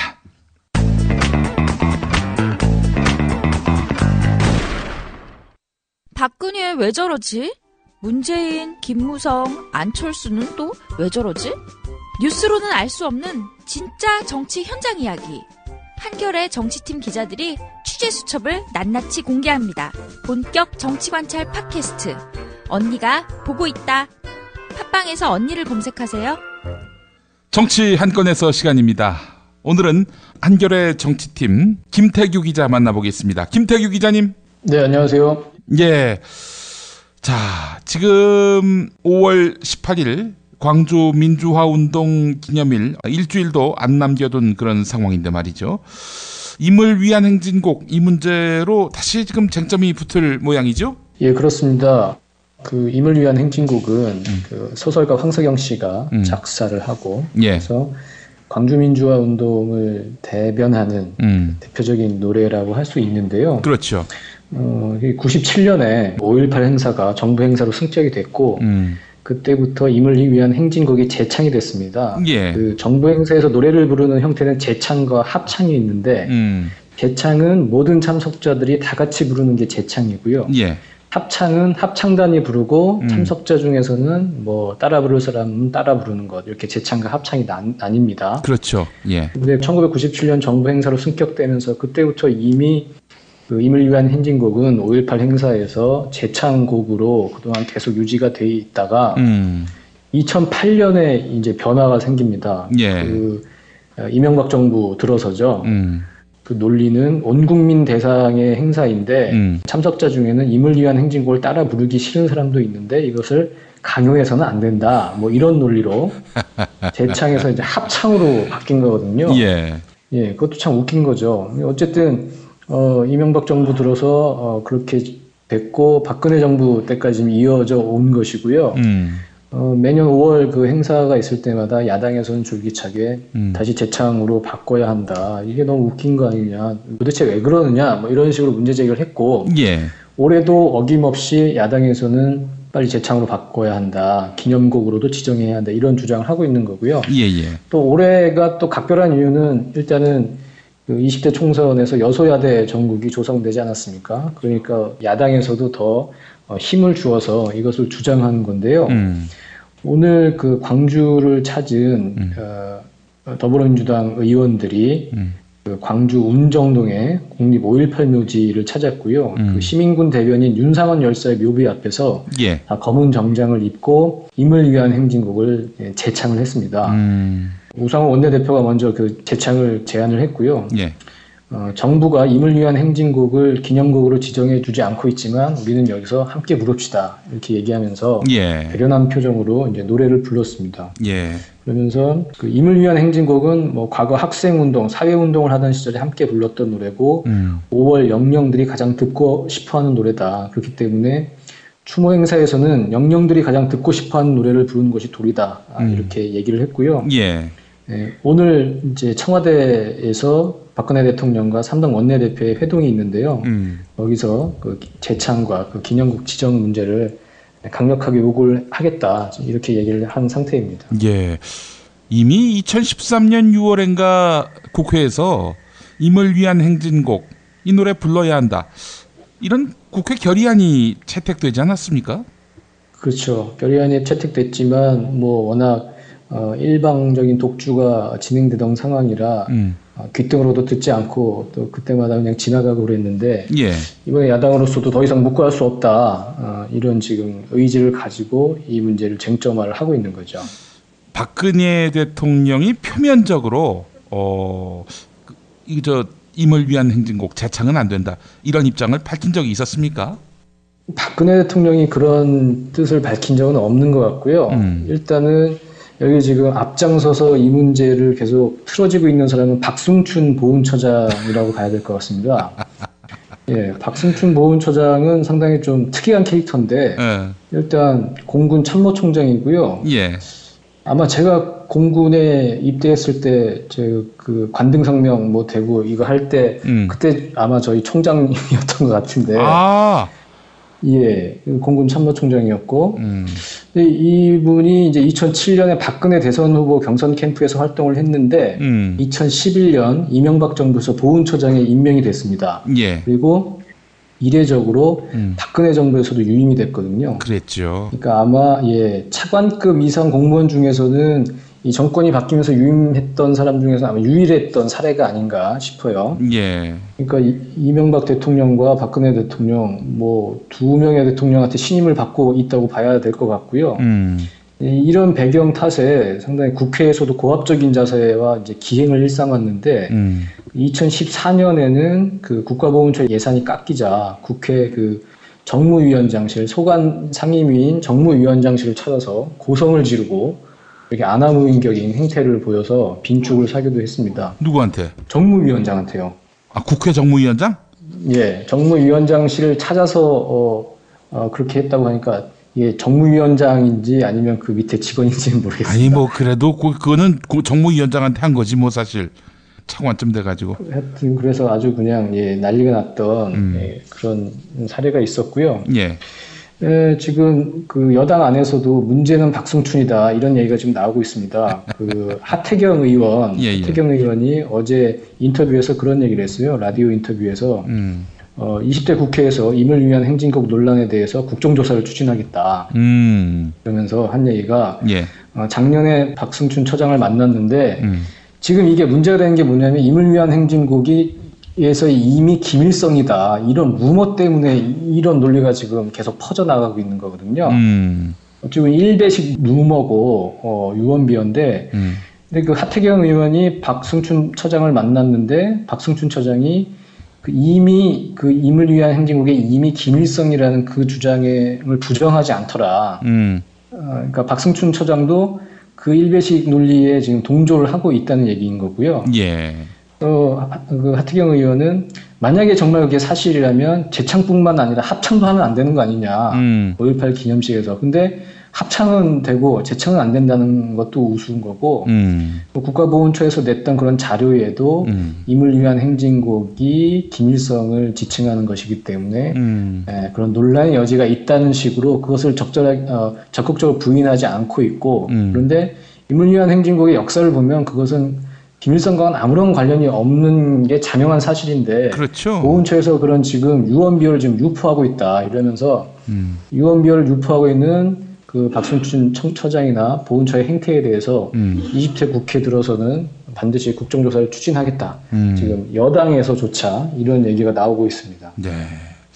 하태경 의원 뭐 이건 관계가 없는 얘기입니다만은 많이 컸네요. 많이 컸어. 재선이 됐으니까. 얼마나 열받았으면 여당 안에서도 이런 얘기를 했을까 싶어요. 예, 그래요. 하여튼 많이 컸네 보니까. 예. 예, 자, 임을 위한 행진곡 상식의 그 차원에서 접근을 해야지. 예, 그런 식으로 이 정권의 권력자 그 비위에 맞추려 했던 거 아니에요, 한마디로 얘기해서. 하태경 의원은 박승춘 처장이나 보훈처에서 지금 청와대에 잘못된 정보를 올린 것 같다. 지금 이렇게 얘기를 하고 있고요. 예. 뭐 청와대에서도 정무적인 판단이나 제대로 된 판단이 된다면 그건 아니다. 뭐 고인에 대한 예의나 지금까지의 관행이나 이런 걸 봤을 때 그래도 재창을 해야 한다. 이렇게 돌려놨을 텐데 예. 예, 제대로 된 판단이 안 되고 그런 게 또 믿고 싶으니까 예, 지금 여전히 지금 재창을 못하게 하고 있는 거겠죠. 예. 이게 벌써 몇 년이 됐습니까? 하여간 뭐 재창으로 돌려놓을 수 있을까요? 박근혜 대통령이 오케이 하면은 바로 이번 5.18부터는 재창이 될 수 있는 건가요? 예, 그럴 것 같은데, 그러니까 지금 그 보훈처에서도 공식적으로는 5월 18일 행사 2, 3일 전에 공식 결정이 나올 거다. 그러니까 아직까지는 결정된 게 없다. 뭐 이런 식으로 약간 뭉개고 있는 상황입니다. 그러니까 예. 만약에 뭐 대통령이나 이런 위쪽에서 그건 당연히 재창해야지 이렇게 한다면 돌아갈 수 있을 것 같은데 예. 뭐 우리가 아는 캐릭터로는 그럴 가능성이 별로 없어 보이죠. 아니 뭐 특별히 반대할 이유도 없잖아요. 박근혜 대통령. 반대할 이유는 없는데 지금까지 어쨌든 유지를 해왔고 예. 유지를 했던 거는 그분 나름대로의 판단이 있을 거라고 봐요. 공개적으로 얘기를 한 적은 없지만. 예. 결국에 이제 그 임을 위한 행진곡 못 부르게 한 것은 박승춘의 마음, 박심이 아니라 또 다른 박심이었네요. 만약에 또 거부한다면 동조를 한 거죠. 동조를 하고 예. 거기에 수긍을 한 거죠. 예. 알겠습니다. 한번 박 대통령이 어떤 입장을 표하는지 한번 좀 지켜봐야 될 것 같네요. 그래서 그게 네. 박승춘만 때려잡을 게 아니라 실은 더 높은 분이 반대하셔서 안 된 거다. 이걸 가늠할 수 있는 그런 박심, 진짜 박심, 진박심을 우리가 며칠 뒤에 확인할 수 있을 것 같습니다. 며칠 뒤가 아니죠? 예, 오늘 청와대 회동에서 그 원내대표들이 야당 원내대표들이 강하게 요구를 할 테니까요. 예. 거기에 대한 화답과 조치가 바로 있을 테니까 바로 이제 판명이 날 것 같습니다. 저는 뭐 이 차원에서 그거 갖고 각세울 필요는 없지 않나. 어차피 뭐 본인은 가서 안 부르면 되는 거 아닙니까? 뭐 가지도 않을 것 같고 보니까. 그렇죠. 각세울 게 없는데도 하여튼 그 전혀 그 정무적인 정치적인 판단 감각 없이 지금까지 해온 일들이 되게 많잖아요. 예, 그러니까 예, 예. 그렇기 때문에 뭐 별로 저는 큰 기대는 안 하고 있습니다. 아, 예. 알겠습니다. 자, 광주에서 더불어민주당의 그 당선자들이 이제 워크숍을 했다고 말씀하셨는데, 네. 광주에 내려간 거는 아무래도 뭐 호남 민심 다독이기 위한 뭐 그런 그 포석이 있었다고 봐야 되겠죠? 예, 그렇습니다. 그 우상호 원내대표는 그 어제 워크숍을 시작하면서 이렇게 얘기를 했어요. 오늘 우리는 승리자로 온 것이 아니라 패배자로 호남에 방문했다. 그래서 거듭나기 위해선 구체성이 있어야 하는데 첫째, 민생 과제를 어떻게 실천할 것인가. 둘째, 수권 정당으로 거듭나려면 어떻게 변할 것인가를 두고 적극적인 토론에 나서달라. 이렇게 당부를 했습니다. 몸을 많이 낮췄군요. 그렇습니다. 뭐 회초리를 맞겠다는 뭐 각오이기도 하고요. 그래서 그 과거 당선자 워크숍에서는 원내 지도부가 일정한 주제를 제시하고 이걸 가지고 당선자들이 토론을 해왔는데 예. 어제 그 워크숍에서는 당선자들이 팀을 나눠서 자체적으로 민생 실천 과제를 선정하고 예. 그렇게 올라온 주요 의제를 5개 정도로 추려서 20대 국회에서 당내 최우선 과제로 설정하겠다는 계획을 세웠습니다. 그래서 그 우상호 원내대표는 뭐 강의 듣고 대충 친교를 다지는 워크숍이 아니다. 여기서 선정된 과제는 5월과 6월에 TF팀을 꾸려서 현장 방문, 토론회 등의 작업을 거친 뒤 구체화할 것이다. 이렇게 얘기를 했습니다. 아, 이거 뭐 우상호 원내대표 아주 의욕이 강해 보입니다. 예, 그리고 그 당초 건강상의 이유로 불참을 하려고 했던 김종인 비대위 대표도 참석을 했는데요. 그 경제민주화를 주제로 강연을 했고, 예. 그리고 우리 당이 선거 때 내건 경제민주화를 절대로 잊어버려서는 안 된다고 강조를 했고요. 그리고 자신의 저서인 지금 왜 경제민주화인가 이 책을 친필 사인을 해서 그 100여 명의 당선자들에게 일일이 나눠줬다고 합니다. 그랬군요. 이번에 그 워크숍에는 당선자만 간 거죠? 그렇죠. 한 110여 명 정도가 참석을 했다고 하네요. 예. 그 가습기 살균제 그 사태를 쭉 지켜보면서 처음부터 끝까지 쟁점화했던 국회의원이 바로 청년 비례대표로 19대 입성한 장하나 의원 아닙니까? 그렇죠. 예. 장하나 의원이 짐 싼다고 하니까 좀 많이 약이 오릅니다. 보니까. 예. 뭐 4년이 또 좋은 어떤 뭐 공부할 수 있는 시간일 수도 있고 4년 뒤에 더 좋은 모습으로 뵐 수 있을 거라고. 어떻게 뭐 다시 만날 수 있을지 어떻게 알아요? 공천을 줘야 말이지. 일단 우리 또 김광진 의원이나 장하나 의원이나 이렇게 떠날 때 대중의 이미지로 상당히 좋게 지금 남아있기 때문에 뭐 시대가 부르면 올 수 있지 않을까 이렇게 기대를 해봐요. 글쎄요. 저 또 앞서 박승춘 보훈처장 그 사람하고 가장 치열하게 맞붙었던 분이 또 강기정 의원 아닙니까? 예, 그렇습니다. 강기정 의원도 뭐 그야말로 깃발만 나부끼게 됐고 말이죠. 이런 거 보면서 말이죠. 아니 진짜 뭐 싸울 의원들을 이렇게 그 뭐 저기 20대에서도 이렇게 기용하지 못하는 더불어민주당 보면서 뭐 하여튼 열심히 한다고 그러니까 뭐 보기는 좋습니다만은 좀 주력이 빠진 듯해서 좀 허전한 마음을 금할 길이 없습니다. 네, 조선 의원들한테도 많이 좀 기대를 해보고 뭐 과거에 보면 어쨌든 그 4년 뒤에 돌아오실 분들은 돌아오시더라고요. 그래서 아니 4년 뒤에 돌아올 거 없이 저 재보궐선거 때 또 생기면은 그것도 충분히 가능하죠. 네. 알겠습니다. 자, 오늘도 김태규 기자와 함께 정치권 소식 살펴봤습니다. 네, 말씀 잘 들었습니다. 예, 감사합니다. 자기는 정말 훈남이고 자상하고 스마트한데 그런데 잠잘 때는 아니야. 정말 아니야. 진짜 엽기야. 그럴 수밖에요. 그렇게 코를 골아대는데 본의 아닌 결례 이제 그만. 간편하고도 반영구적인 코골이 방지기구 24,000원이면 됩니다. 심한 코골이와 수면 무호흡 걱정 마세요. 99% 감소 효과를 보장합니다. 검색창에 코골이 119, 코골이 119를 입력하세요. 문의는 1566-0783. 코골이 119는 의료기기 제조 수출업체 메디슬립에서 만듭니다. 공화국 참치 논평. 구이동 대양 참치를 맛보지 못한 국민 여러분은 진정한 참치 맛을 보기 위한 강도 높은 중대 조치를 취하실 계획을 표명하시고 곧장 구이동으로 달려오시기 바란다. 참치에 대한 체질적인 거부감과 적개심을 노골적으로 드러내는 분도 구이동 대양 참치에 오시면 추호도 용납할 수 없는 포악무도한 폭식 행위를 자행할 것이다. 구이동 대양 참치. 월요일 참치데이 이벤트, 화요일 참치머리 서비스로 함께합니다. 주차장 걱정 마시고요. 대중교통은 서울 지하철 2호선 구의역 2번 출구에서 5분 거리입니다. 대양 참치 구의점 02-455-8087.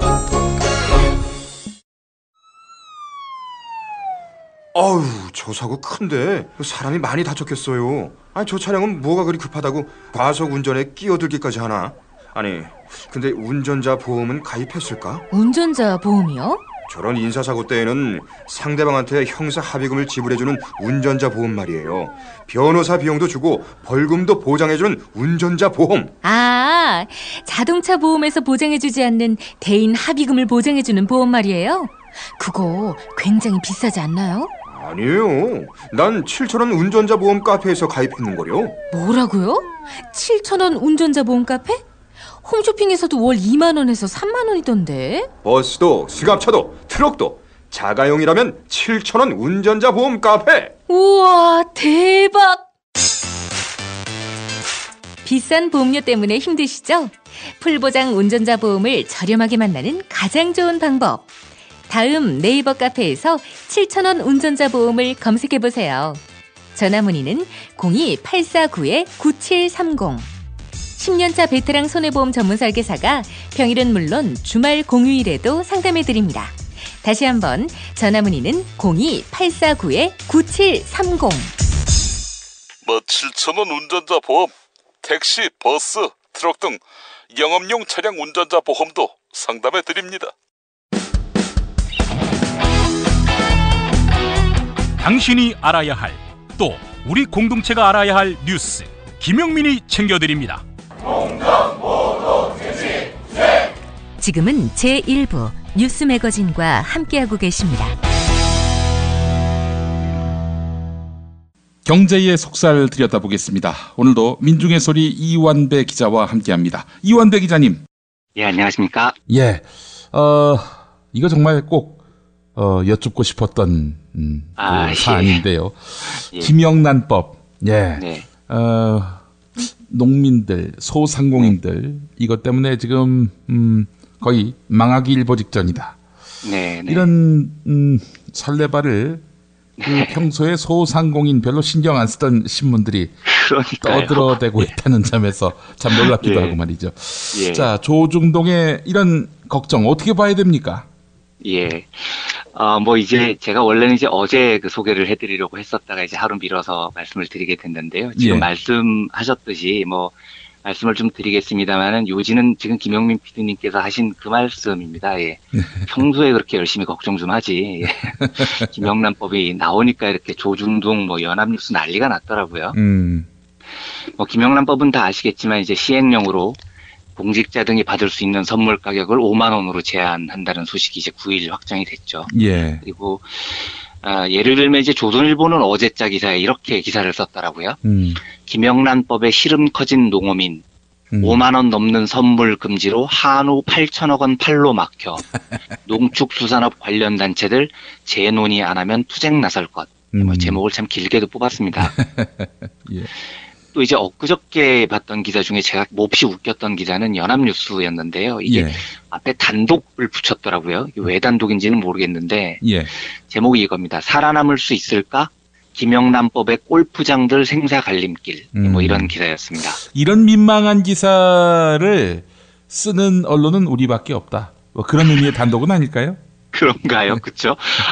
그런 해석이 가능하겠네요. 그러니까 어지간하면 안 써야 되는 기사를 우리만 쓸 수 있다. 뭐 이런 뉘앙스로 해석을 하면 될 것 같기도 합니다. 우리가 이 망신을 감수하면서까지 쓰는 기사다. 그렇죠. 그런 의미의 단독 같습니다. 예. 제가 사실은 그 종합지에서 한 10년 정도 기자 생활을 했었거든요. 예. 근데 그때 경험을 토대로 말씀을 드리면은요. 사람이 양심이 있으면 기자들은 이런 기사 쓰면 안 됩니다. 그러니까 제가 어지간하면 예. 과거에 제가 있었던 직장을 폄훼하거나 그 기자분들을 뭐 좀 씹는다고나 할까요? 이런 일을 가급적이면 저는 자제하려고 하는 쪽입니다. 그런데 예. 이 기사들을 보면서 이건 정말 도를 좀 넘어섰다는 생각이 들었습니다. 연합뉴스 기사 같은 경우는요. 예. 기자들이 골프 무지하게 많이 칩니다. 그런데 이게 다 누구 돈으로 칠까요? 제가 경제부에 한 5년 있었는데요. 종합지에서요. 예. 주말 근처쯤 되면 가관이 아닙니다. 기자들끼리 서로 전화 통화하면서 그때는 뭐 경쟁사 이런 거 없습니다. 전화 계속하면서 야 주말에 남는 자리 없냐? 나 좀 끼워줘. 이 전화가요. 기자실에서 막 30분 1시간 동안 횡행합니다. 골프장에 빈자리 찾아다니더라고요. 예. 제가 경제부에 있을 때 제일 많이 들었던 이야기가 아니 이 기자님은 왜 골프 안 치시냐고. 저희 데스크는 저한테 그러더라고요. 예. 명령이다. 당장 골프 치라고. 그래서 쭈뼛쭈뼛하고 있으니까 예. 골프를 쳐야 기자가 CEO하고 높은 사람도 만나고 은밀한 이야기도 들을 수 있고 단독도 하는 거야. 저한테 이렇게 이 골프가 기자의 기본이라는 거예요. 근데 그 차장님 매주 골프 치러 나가셨거든요. 예. 근데 그 차장님 저는 한 번도 은밀한 이야기 들어서 단독 물고 오는 꼴 한 번도 본 적이 없거든요. 골프장에서요. 예.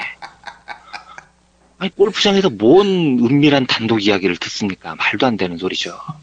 아니 근데 우리 이완배 기자님 제가 검색을 해보니까요. 네. 골프 이런 건 없고 뭐 마라톤 대회 이런 건 나가시더라고 보니까. 예, 저는 운동을 좋아합니다. 그래서 예. 집에 아령 갖다 놓고 운동하거나 뛰고 이런 걸 좋아하죠. 예. 예. 근데 골프는 한 번도 안 해봤습니다. 이상하게 저는 적성에 잘 안 맞아서 안 한 건데요. 예. 돈이 안 들어가는 운동은 많이 하시네요. 그렇죠. 사실은 정확하게 그렇습니다. 예. 그리고 이제 제가 경찰 기자 생활도 한 5년을 했거든요. 예. 근데 그때 경찰청 본청을 3년 정도 출입했습니다. 이제 그 얘기도 드리려고 하는데요. 예. 경찰청 본청 기자실에 딱 들어서면은요. 오전부터 아침부터요. 예. 네로라는 공중파 방송사 중앙일간지 기자들, 바이스캡들 정도가 4명 정도가 모여서요. 예. 아침부터 기자실에서 고스톱을 칩니다. 그런데 이 판돈이 몇십만 원이 돼요. 왔다 갔다 하면 매일 칩니다, 매일. 그런데 요즘은 어떤지 모르겠습니다. 제가 다녔을 때 그랬다는 얘기입니다. 그런데 경찰청 공보계장 정도가 같이 들어와서 고스톱을 쳐줍니다, 거기서요. 뭐 돈을 잃어주려는 건지는 제가 잘 모르겠지만요. 예. 그런데 이 경찰 기자를 오래 본 사람들이면 알 겁니다. 이 판돈 몇십만 원이면 도박죄에 걸려요, 이게. 도박죄입니다. 그런데 이 도박죄를, 그 범죄를 기자들하고 경찰이 경찰청사 내에서 하고 있는 겁니다. 근데 제일 심한 게 이게 룸사롱 커넥션이라는 겁니다. 경찰을 출입하면은요. 이거 정말 말도 못합니다. 제가 처음 이 바이스캡이라는 게 경찰청을 출입하는 기자를 말하거든요. 예. 바이스캡에 대해서 경찰청에 들어갔을 때 동아일보 옛날 바이스캡 하셨던 선배가 예. 경찰청 간부들을 소개시켜준 다음에 저녁을 먹으러 나갔었어요. 근데 이제 이분이 저한테 이렇게 얘기를 하시더라고요. 우리는 제가 있었던 곳이 이제 D일보인데 D일보하고 정말 너무나 관계가 좋았다. D일보 경찰팀하고 우리 관계가 너무 좋았다. 그래서 아니, 그러시냐고 했더니 이완배 기자님 저기 후배 경찰 기자들 중에 마음에 맞는 사람들 한 3명 정도 부르시라. 그러면 내가 우리도 몇 명 조직을 해서 같이 술 한번 마십시다. 그래서 뭐 그러시자고. 예, 그러시죠. 이랬더니 그러면 3명 정도 부르시면 제가 후배 경찰들한테 얘기해서 돈 한 300 정도 마련해 오라고 하겠습니다. 이러는 겁니다. 어허. 아니 그래서 3명 더하기 3명이면 저까지 합해서 많아야 8명인데 300이 왜 드냐는 거죠. 근데 이게 뻔한 이야기거든요. 술 한잔 마시고 룸사롱 가서 놀자는 겁니다. 대한민국 경찰들이요. 네. 제가 경찰청을 그만둘 때요. 예. 그 경찰청 공보관이 저한테 와서 쭈뼛쭈뼛합니다. 쭈뼛쭈뼛하더니 저 원래 저희들은 이렇게 경찰청 떠나시면 전별금을 드리는데 예. 이완배 기자님께는 드려도 될지 모르겠다고 그래서 제가 웃으면서 됐다고 그러고 나왔거든요. 예. 그러니까 존재를 주겠다는 겁니다.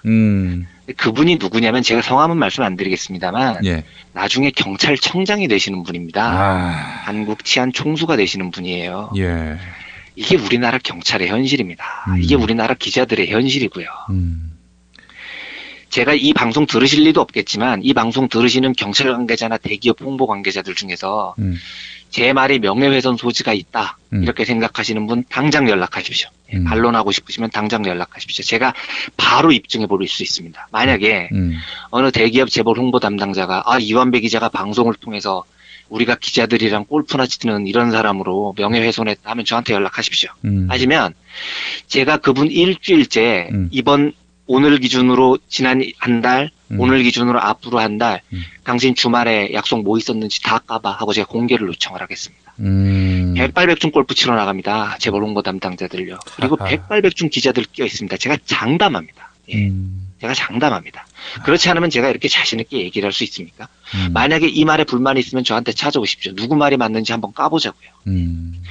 이게요, 우리나라 기자들이요, 이 주말에 골프 치러 다니고, 취재원들이랑 술 마시러 다니고, 이거는, 이 정말 말도 못하는 없어지지 않는 관행입니다.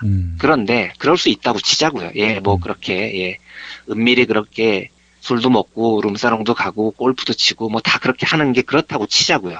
그러면, 몰래 해야죠, 몰래. 양심 있으면. 이걸 기사로 김영란법으로 골프장들 생사갈림길 이게 뭐 하는 짓입니까? 예. 이게 뭐 하는 짓입니까? 예.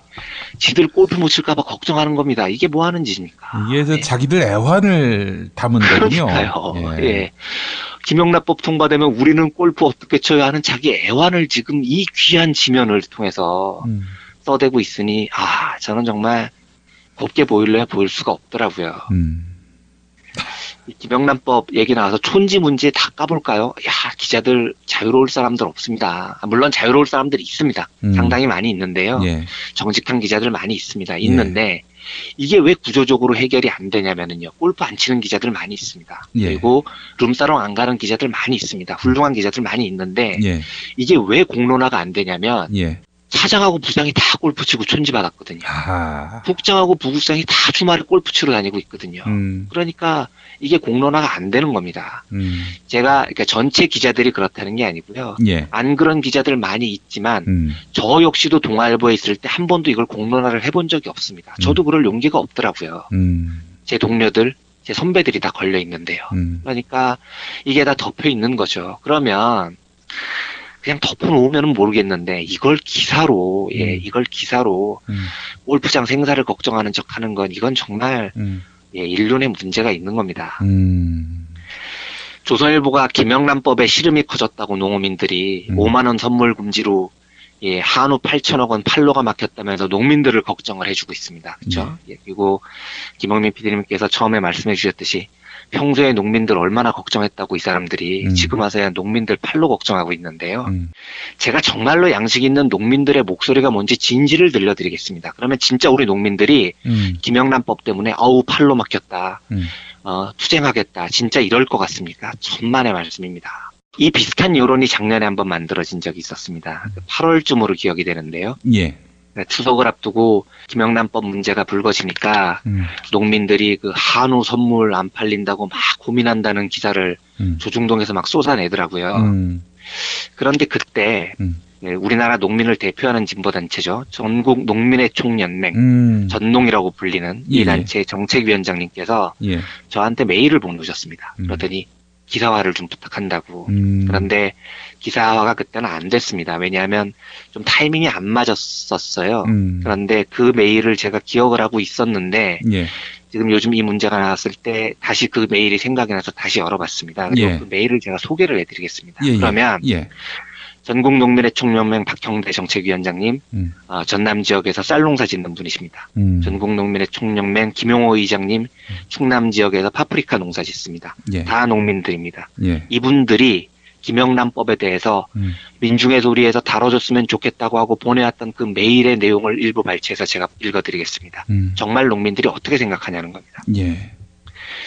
농축산물을 이유로 김영란법이 누더기가 되어서는 안 된다. 이게 제목입니다. 김영란법으로 인해 명절 특수가 사라진다는 소식은 무분별한 FTA로 가뜩이나 위축된 농민들에게 불안감을 높여주고 있다. 그런데 평소에 농업에 관심도 없고 오로지 선개방 후 대책을 외치며 농민들도 새로운 환경의 경쟁력을 높여야 한다며 훈계를 일삼던 세력들이 갑자기 농민 생존을 염려하기 시작했다. 이들이 언제부터 도대체 농민들을 걱정해 줬냐는 거죠. 이들이 한국 농민을 이렇게도 깊이 사랑했는지 당황스럽고 어리둥절할 정도이다. 그러나 현재의 이상한 광경은 농민을 앞세워 김영란법을 누더기로 만들 소지가 있어 우려하지 않을 수 없다. 마치 시행령으로 세월호 특별법을 무력화시키듯 김영란법도 시행령 제정 과정에서 벌써부터 중대한 도전에 직면한 것이다. 한국의 부패 구조는 객관적 지표를 보더라도 후진국 수준이다. 권력과 자본으로 뭉쳐진 부패 구조는 필연적으로 농민, 노동자 등 서민들에게 피해와 차별을 가져오게 된다. 국가적으로는 선진국의 진입을 가로막는다. 청렴도가 높은 나라일수록 농민도 잘 산다는 것은 우연의 일치가 아니다. 궁금증을 갖는다. 김영란법으로 누가 잠을 뒤척일까? 명절에 떼돈을 버는 대형마트 등 유통기업이고 농민과 갈수록 멀어져 돈벌이에 빠져있는 농업 축협이다. 그런데 정작 그들은 조용하고 조선일보, 동아일보, 새누리당이 떠들고 있다. 이것 또한 한국 사회의 부정부패의 한 단면이 아닐까. 정치권과 보수 언론은 농민들의 목소리를 왜곡하여 김영란법을 누더기로 만드는 데 전력을 기울인다. 농민 대책은 고민도 하지 않고 있는 실적이다. 우리는 김영란법이 제대로 시행되는 것이 우리 농민들을 위한 길이라고 믿는다. 이게요, 이게 우리 농민들의 진심 어린 마음입니다. 농민들은요, 한우가 명절 때 안 팔릴 걸 걱정을 하는 것이 아니라 이 메일에 보면 이런 내용이 있습니다.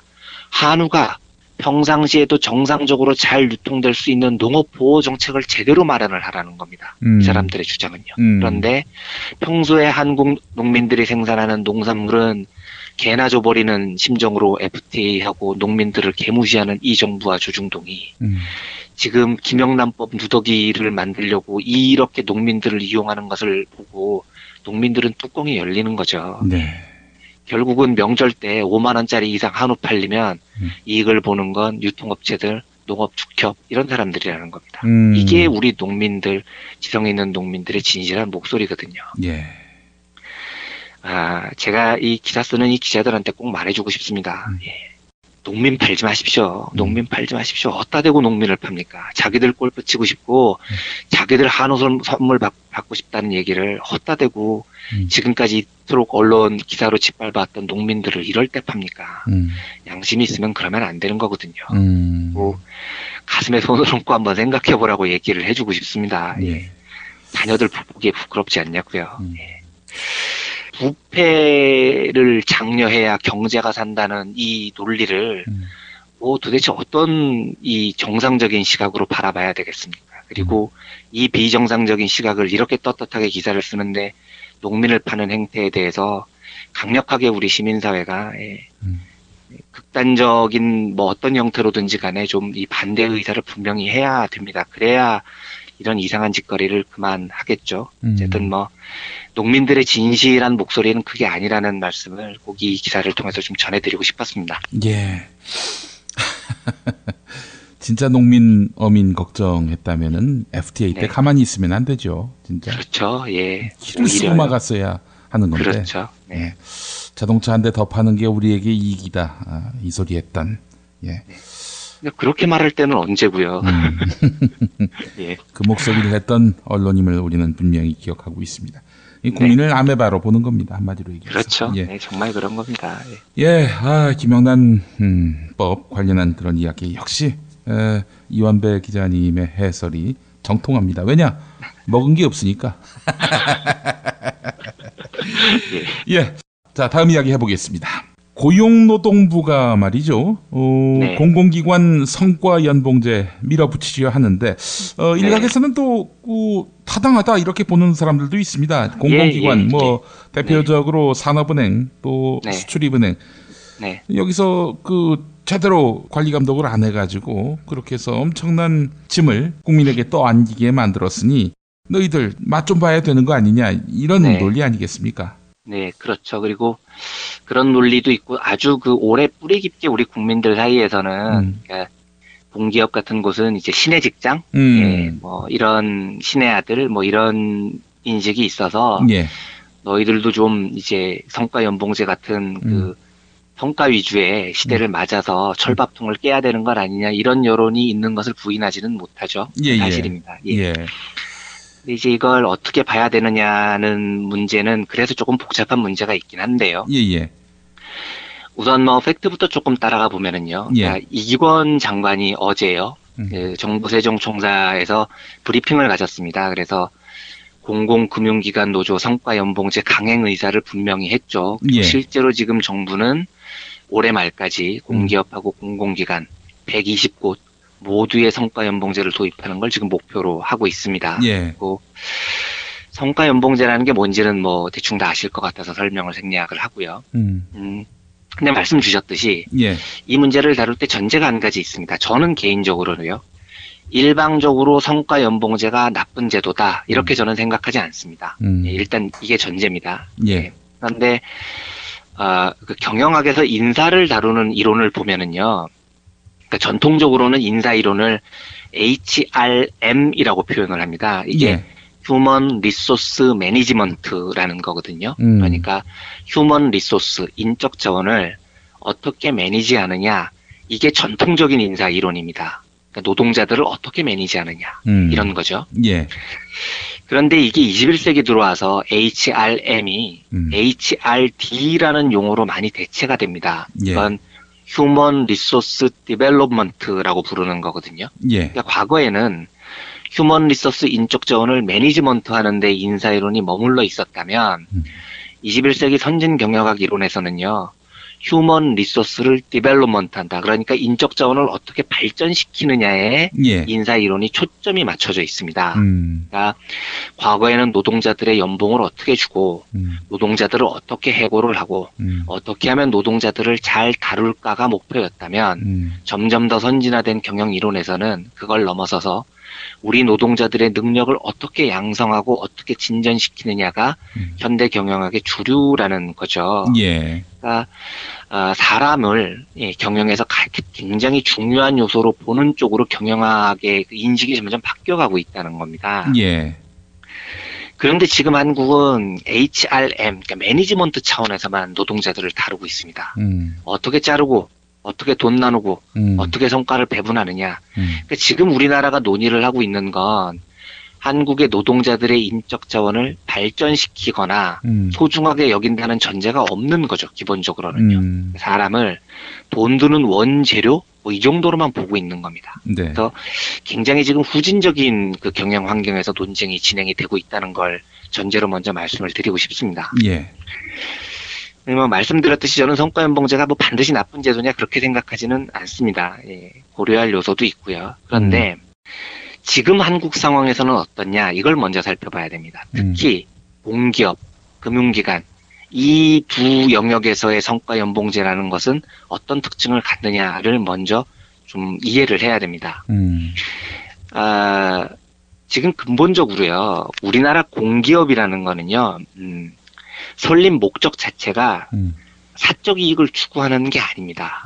공기업은 공적 이익을 추구하는 것이 목적인 것입니다. 예. 그러니까 공기업이 만약에 돈을 많이 벌고 있으면 오히려 문제가 되는 겁니다. 그러니까 자본주의 시장 경제 논리로 돈을 막 많이 벌어서 공기업이 야 진짜 니네들 잘했다 이러면은 이상해지는 겁니다. 예. 예를 들면 임대주택 건설하는 LH공사 같은 곳이요. 여기가 돈을 엄청 많이 벌었다고 가정을 해보면은요. 이 돈을 어디서 벌었겠습니까? 예. 누구 피를 빨아서 돈을 번 건가요? 그렇죠. 이 임대주택 들어가는 가난한 사람들 피 빨아서 돈을 벌었다는 얘기인 건데, 야, 이걸 잘했다? 이렇게 얘기하기가 이상하다는 거죠. 한국가스공사, 한국전력, 예를 들어서 돈을 엄청 많이 벌었습니다. 야, 잘했다. 이게 누구 피를 빨아서 돈을 많이 번 건가요? 가스나 전력, 이걸 정말 필수 에너지, 이걸 필요로 하는 국민들의 피를 빨아서 돈을 많이 벌었다는 거거든요. 예. 이걸 잘했다고 칭찬해 주기가 이상하지 않습니까? 그런데 이 상황에서 공기업에게 성과 연봉제를 도입한다. 뭘로 직원들을 평가를 할 겁니까? 예. 결국은 돈 많이 벌어오는 직원들 높게 평가하겠다는 거거든요. 일반 사기업하고 똑같이 하겠다는 거 아닙니까? 예. 그러면 직원들 보고 국민들 피 많이 빨아오라 이걸 지금 부추긴다는 얘기인 건데요. 이걸 사기업하고 똑같이 해버리면 공기업이 지녀야 되는 공적 영역의 가치는 어떻게 되나요? 안 가져버릴 수밖에 없지 않습니까? 예. 그러니까 공기업 직원들을 평가를 하는데 매출, 이익 이런 성과 지표로 평가를 해서는 안 된다는 전제가 있어야 되는 겁니다. 병원 같은 경우에요. 시립병원 이거 어떻게 할 겁니까? 예. 환자 많이 받아서 입원시켜가지고 돈 잔뜩 땡겨오면 의사들 성과급 줘야 되나요? 환자들 피 빨아서요? 예. KBS 어떻게 할 겁니까? 예. 시청률 잔뜩 높여가지고 돈 벌어오면 성과급 줍니까? 공영방송인데요? 그러면 공중파를 이용한 공공의 방송, 공적 영역의 방송 이런 건 어떤 PD가 하려고 하겠습니까? 다 해피투게더나 만들려고 하겠죠. 그러니까 이거를 공기업에서부터 시작한다는 자체가 말이 안 된다는 겁니다. 제 말은. 공기업의 직원들을 평가를 할 수 있는 틀이 제대로 돼 있냐는 거예요. 예. 전혀 없지 않습니다.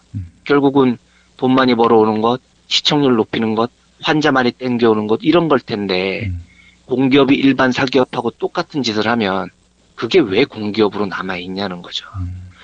그래서 이미 이제 그만두셨습니다만 이상호 선배 같은 분은 만약에 KBS에 있으셨는데 이런 제도 등장하면은 15초 만에 저성과자로 분류되는 겁니다. 그렇지 않습니까? 예. 예. 이상호 선배 같은 사람은 본인이 취재하고 하는 것이 공영방송으로서 이 MBC가 가져야 되는 것에 천착을 하고 여기에 매진을 하는 기자인데, 예. 그거 시청률 잣대 들이대고, 그 다음에 어차피 성과평가하면, 평가를 하는 사람이 직장 상사인데요. 예.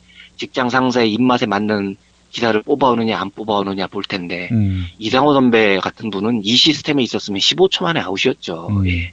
이런 사람들 무조건 저성과작으로 낙인 찍힐 수밖에 없거든요. 예.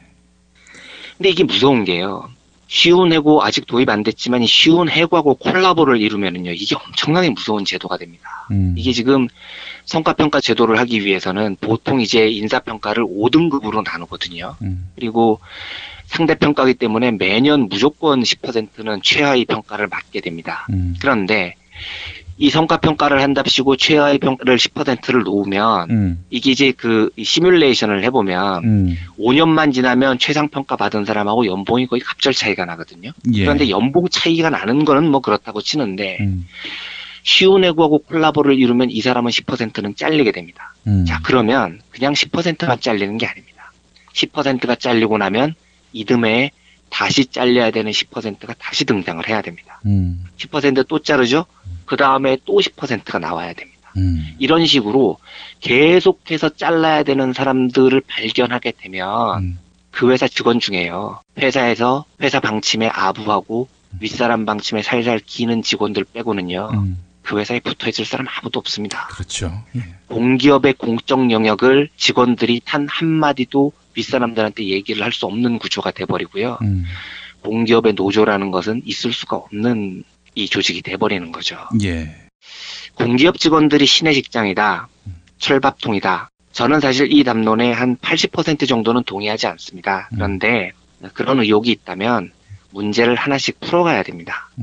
노동자들과 대화하면서 어떤 방식으로 하면 효율성을 높일 것인가, 업무의 효율성을 높일 것인가. 그런데 그 효율성을 높이는 와중에 기업의 공공성은 어떻게 지킬 것인가.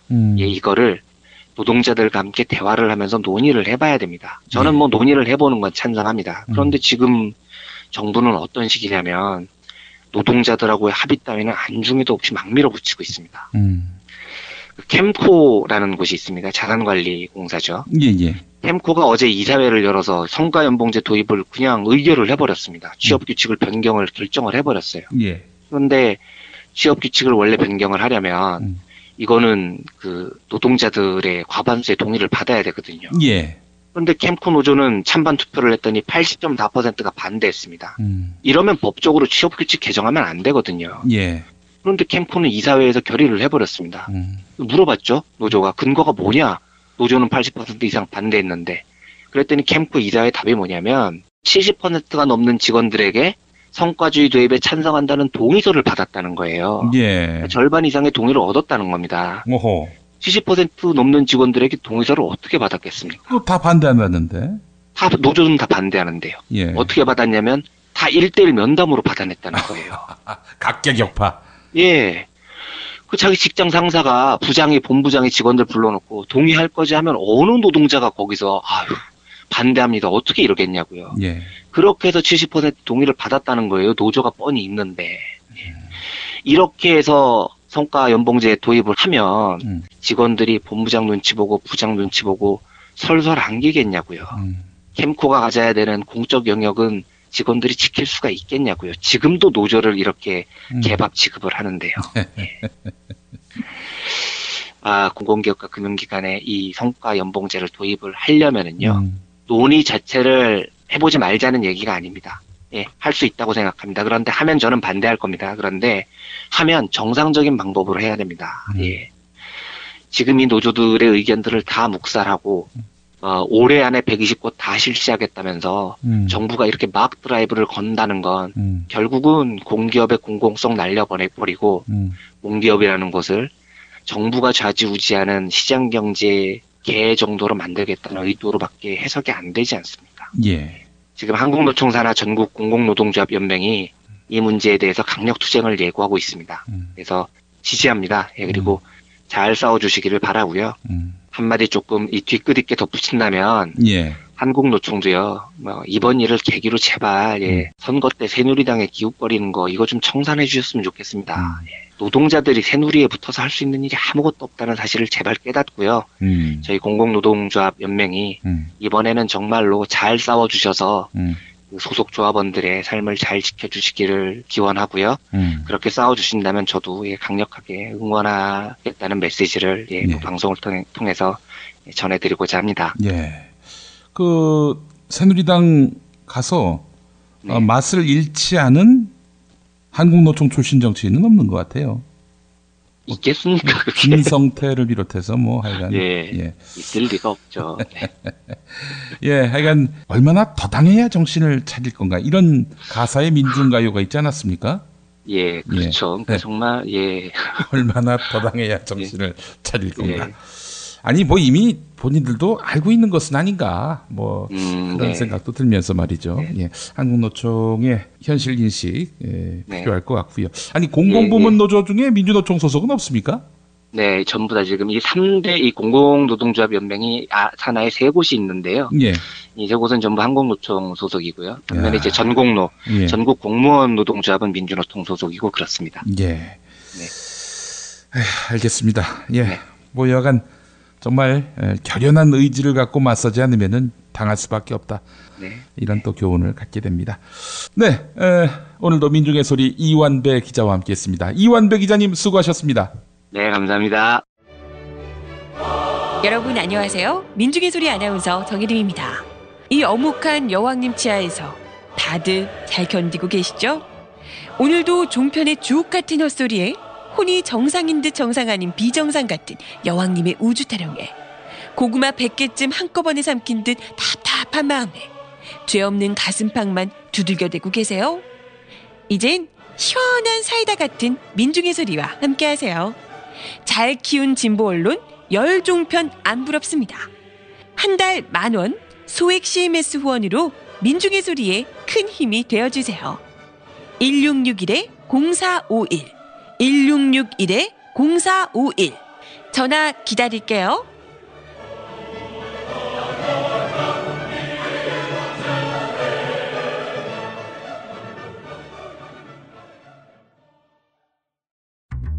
여섯 살 하늘이 밥을 잘 안 먹어요. 엄마, 나 이거 맛이 없어요. 그만 먹을래요. 엄마의 걱정은 점점 더해가는데요. 그런데 이때 택배입니다. 연지연 곰탕이 배달됐어요. 직접 도끼로 팬 장작불 위에 한우 사골과 도가니를 가마솥에 한가득 넣고 24시간 끓인 진구 연지연 곰탕이 하늘이 입에 들어가는 순간 아, 맛있다. 엄마 한 그릇 더 주세요. 하늘이의 밥도둑 연지연 곰탕. 조미료 같은 첨가물이 전혀 들어가지 않아 엄마의 기쁨은 더하답니다. 연지연 곰탕은 강화군에서 김포시 방향으로 강화대교 건너자마자 있습니다. 포장 판매는 한 팩 800g에 7,000원, 7팩 이상 무료 배송합니다. 주문 전화는 010-7252-1114, 010-7252-1114.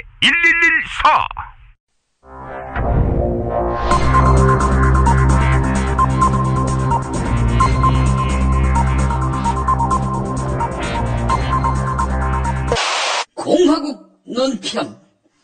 꽃 중에 꽃, 그대님 꽃, 3천만의 가섬에.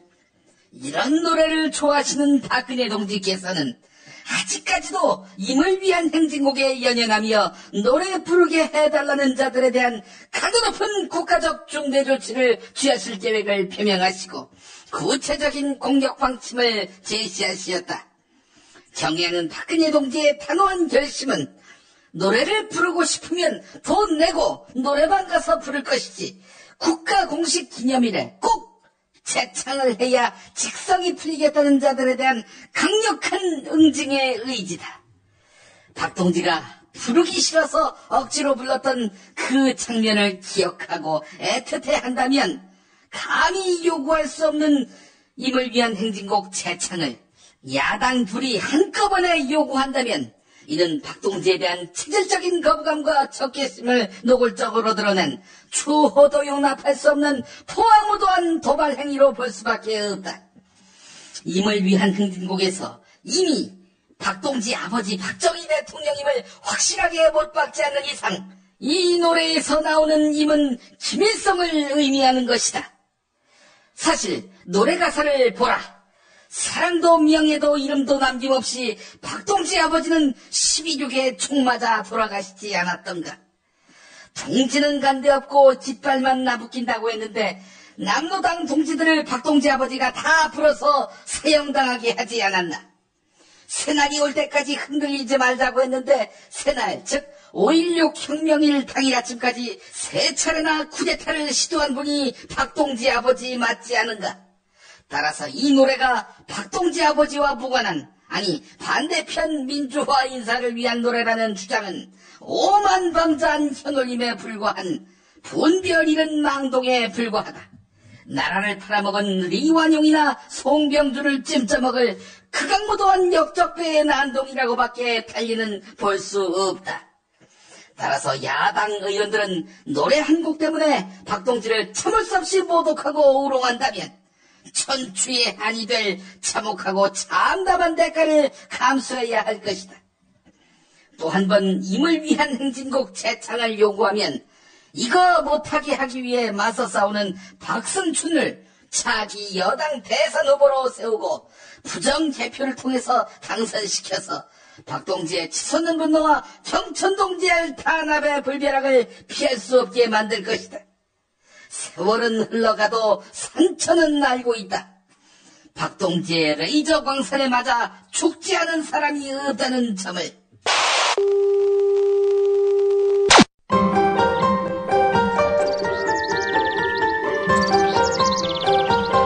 오늘의 날씨. 오늘은 전국이 맑고 따뜻하겠습니다. 낮에는 맑은 날씨가 이어지겠고 자외선 지수도 높은 수준을 보이겠습니다. 자외선 주의하십시오. 낮 기온은 서울 25도, 대전, 광주 24도, 대구 23도 등으로 어제와 비슷하거나 조금 낮겠습니다. 만화를 그렸고 소설을 쓰는 김보통 씨가 페이스북에 남긴 글입니다. 마음이 짠해서 인용해 보겠습니다. 아버지와 심하게 다투었다. 별일은 아니었다. 나는 당시 회사를 다니고 있었고 피곤한 날이었다. 아버지는 내게 너는 내 자식이니 내 말을 들어야지 라고 화를 내셨다. 나도 이제 다 컸고 이 집에서 나만 돈 버는데 아직도 내가 아버지가 하라는 대로 해야 합니까? 라고 소리를 쳤다. 아버지는 우셨다. 처음이었다. 어머니에게 가서 저 새끼 때문에 못 살겠다라고 하며 계속 우셨다. 그리고 얼마 뒤에 아버지의 암이 재발하셨고 반년 뒤에 돌아가셨다. 그 뒤로 어머니는 가끔 너 때문에 아빠가 재발했다. 그리고 돌아가셨다는 얘기를 하셨다. 나는 쓸데없는 소리 하지 마세요 라고 했지만 종종 나 때문에 돌아가셨다는 생각을 한다. 괴로운 기억이다. 아버지가 임종을 맞이하셨을 때 가족들이 돌아가면서 아버지의 귀에 대고 마지막 말들을 전했다. 나는 아무런 말도 하지 않았다. 큰 고모가 화를 내면서 너도 아빠한테 잘 가시라고 인사해야지 라고 말하셨지만 끝끝내 아무런 말도 하지 않았다. 나는 마지막까지 못난 자식이었다. 암 환자 주인공의 이름은 박동명. 내 아버지의 이름과 같다. 나는 1년이 넘는 동안 아버지의 귀에 대고 못다한 말들을 하는 심정으로 길고 긴 이야기를 지어냈다. 그렇게라도 마음속에 얹힌 돌을 소화시키고 싶었다. 물론 이미 늦어버린 일이지만. 김용민의 뉴스 매거진 마치겠습니다.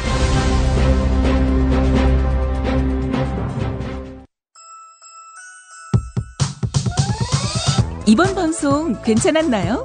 작별의 여운 이렇게 표시해주세요. 다운로드하기, 댓글 달기, 구독하기, 별점 주기. 더 좋은 방송 만들어달라는 약속 이렇게 응원해주세요. 다운로드하기, 댓글 달기, 구독하기, 별점 주기. 기억하셨죠? 다운로드하기, 댓글 달기, 구독하기, 별점 주기.